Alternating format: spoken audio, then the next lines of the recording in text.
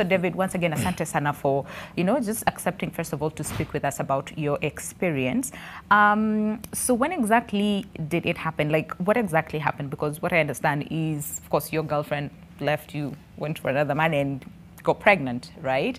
So when was that? What exactly happened that, ukadecide wacha nidi nikatafute usaidizi? Unajua, now I'm 32 years old.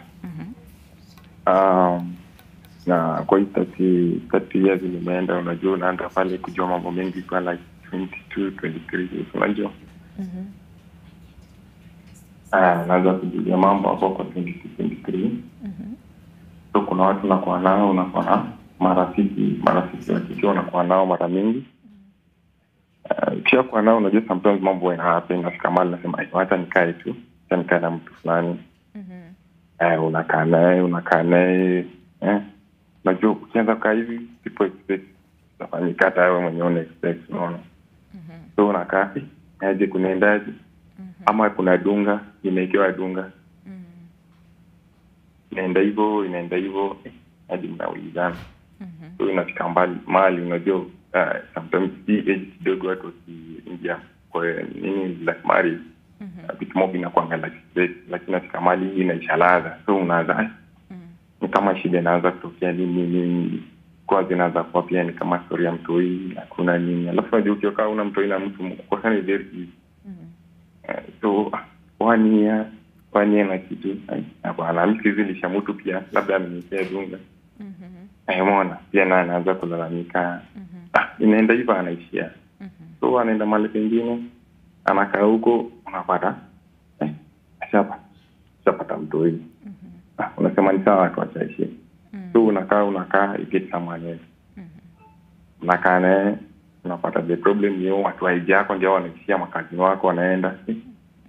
Hapana, unafika mahali unaanza kujiuliza hapana, shida iko wapi? Hata watu wanaanza kucheka mtaani. Mtu amekuja juzi amekaa na mtu wake, ndio ameshapata mtu. Wewe uko tu pale. So, katika nimeenda miaka mingi kuanzia 2023 kwenda hivyo. So, niko na relative wangu. Relative wangu unajua kusoma pia ni poa. Hujasoma hizo kujua mambo mob. So, anajua mambo mob. Akaniambia hapana, juu tunaka age. Ndio alianza kunieleza story. Hiyo Infertility ndio anaweza saidia msemo. Hapo ndio nisikia. Okay. So kabla tuendelee, umesema ilianza ukiwa 23? Yes, huko ndio nilianza kukua. Hello? Nakusikia.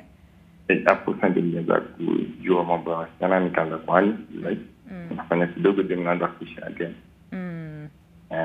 Okay. So, David, please stay with us on the line. I want to throw this to you, Dr. Wanjiru, because listening to him at 23 is when he was introduced into, girls, women, intercourse, right? And then tried over time at 32 is when he tried to have a baby, but, it didn't happen. And you see, listening to him, you might think, you're too young, which is one of the things that people would always talk about. You're too young, what exactly can happen? Could you just help us understand what might be happening here? I think for males, you see there is no sign. Yeah.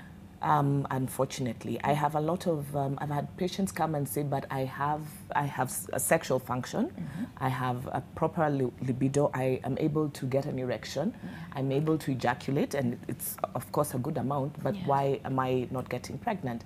Unfortunately, this does not mean that there are actually sperm in the ejaculate. All right. So that's something we need to remember, that just because there is an ejaculate, it doesn't mean there's sperm, and it doesn't mean that the sperm are adequate in numbers or are normal in morphology, in the way they look, or they're moving at the right pace of movement to actually cause fertilization to occur. Okay. So this is the problem with men, that it could be very silent and you think everything is okay. Yes. And that there's no problem because it's nothing that you can really see.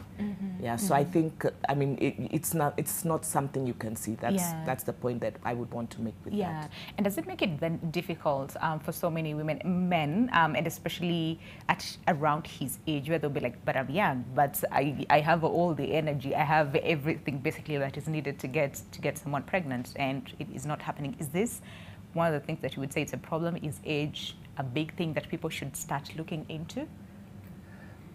Let me put it this way, in a way that people can understand. You see, I said at the beginning that men are seeds, and in that way I can equate a woman to be a shamba. Okay. And this man must find a way of putting that seed into the woman, and then factors have to be okay for that seed to germinate. All right. Now, sometimes a seed might be present, but it's faulty. Sometimes a man might have seeds, but does not have a good jembe to dig the shamba. All right. Sometimes a man might not be having, the seed might not be there at all. And as Daktari has well put it, you see, in infertility, there are various factors involved. Okay. You brought about the question of subfertility and infertility. I would easily put it this way. Subfertility is when a couple has difficulties in getting children, Right. where infertility is inability to get children. So, there could be so many things wrong in a man's side. I'm sure Dr. can talk about the women's side, but from a man's point of view, there's a problem with, number one, there could be a problem with production. Number two, a problem with concentration or optimizing of whatever has been produced. And number three, delivery into the garden. Now, for some men, it's possible that you have been born with a faulty production system. All right. Which means either the testes are not able to function the way they're supposed to function in terms of production of the seed. In other characteristics, the man is normal, Okay. which means he has the hormones in place, but the seed is having a problem. In sometimes it could be the hormones which he has been born with that are a problem. He has the seeds, but they are not optimized. In some cases, he could have been born with things that are all normal, but he had an injury which he was not aware of. He had an infection which he was not aware of. He actually is able to have a normal sexual relationship, but what is being produced is not a seed that can fertilize. All right. So it's a complex interplay of so many things. What he feels, what he can do, and what the woman can be able to receive. Okay. So it's actually a complex thing, and for most men, in fact for some children, they actually start having sexual activity earlier than their peers because of some hormone imbalance in their system. We like talking about women as being hormonal, but men are also hormonal. They're hormonal as well, true. And that is one of the things that actually can cause a problem. So some men can actually have early sexual development because of a problem with their hormone production system that ends up making them infertile at a young age.